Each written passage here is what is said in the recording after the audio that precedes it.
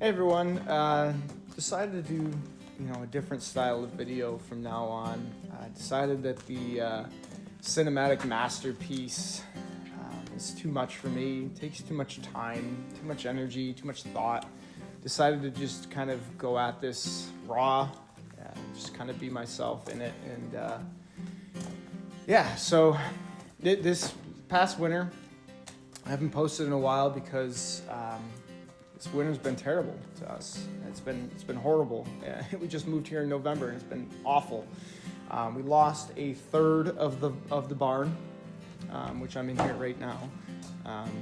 We lost a third of the barn, and I'll put some pictures here of what it looked like when it first collapsed because of the snow weight.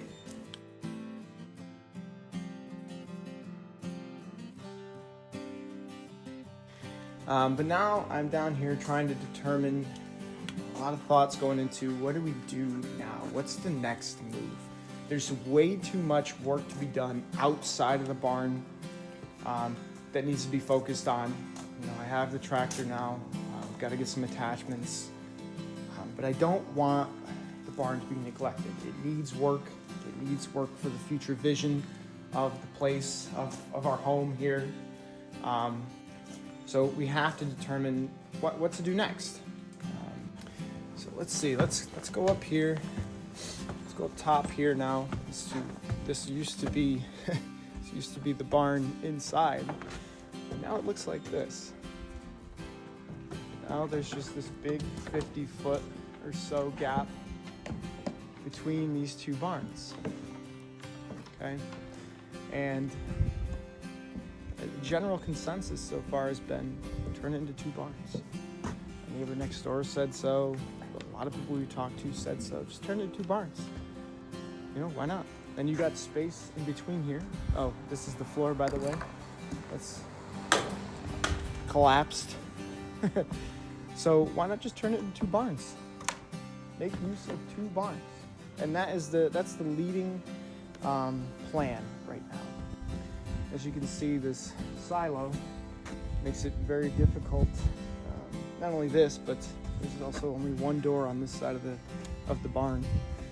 So it makes it very difficult to try and get things in and out of here. There's no big space to kind of, if we want animals, move animals around, move animals out to the only pasture that we have here, move equipment for my mowers, four-wheelers, all that stuff. So splitting it into two barns seems like the obvious thing to do. We would have this whole area here wide open, and we could access both barns at the same time. So I actually met an Amish gentleman on the road the other day. Asked him, if he was interested in rebuilding this half of the barn, which obviously they're very good at doing so. He said, of course. There's no way to contact him, obviously. So he mentioned he would be back in 2 weeks. This was about a week ago. He'd be back in 2 weeks to look it over and give me an estimate, ballpark estimate of what he thinks it would cost to fix this side of the barn up, fix up that side of the barn, to remove all this flooring, and do any other structural integrity needs that we might need on this side of the barn. So I'm kind of just waiting for him to show up at the door and give me that price. But for now, we're just here. We cleaned all this all up, and there's a lot to do out on the property. It's an absolute mess. There's prickle bushes everywhere. There's water that runs through. Would need the proper drainage would have to be put in. Especially if you want animals out here. There's too big of a ditch here. There's wheelbarrows and metal and wood and scrap all over the place that needs to be picked up, gotten rid of. I really think this place is like, if you know about Stardew Valley, the game Stardew Valley, this is really Stardew Valley. This house, this homestead is really Stardew Valley. When you first get to the farm in Stardew Valley, you have nothing, and your place is a mess. Roots, weeds, stumps, rocks everywhere. It all needs to be picked up. That is this place. And there's quite a lot of room to work with here. So it's not like it's a quick weekend job. Our property line goes this whole field here all the way to the back trees over there. Got just about 13 acres here. And of course I have my 25 horsepower tractor, but I have no attachments for it yet, really. I just have the bucket, right? So curious to know what people think on the types of attachments that would be best to get first and foremost to deal with stuff like this, just uneven ground, weeds, roots, rocks, all that stuff. You know, what's the best bang for my buck on attachments? I've heard a box blade might be really good.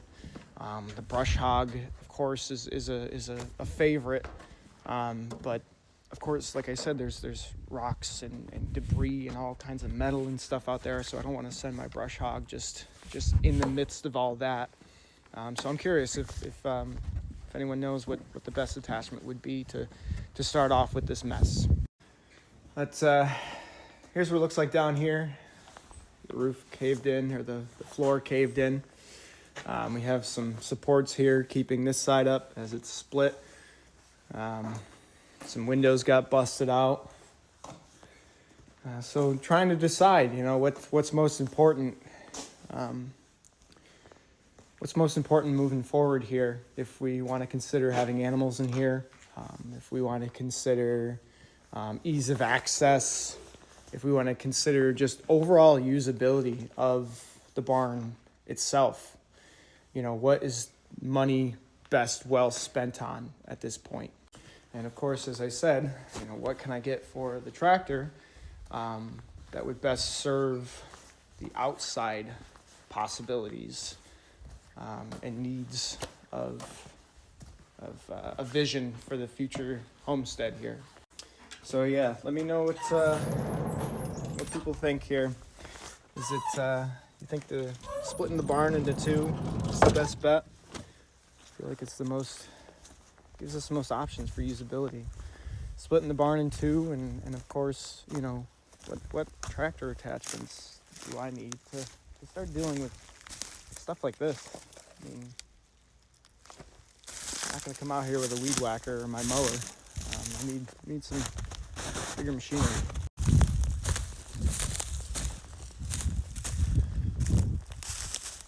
Here's a look at the outside for reference.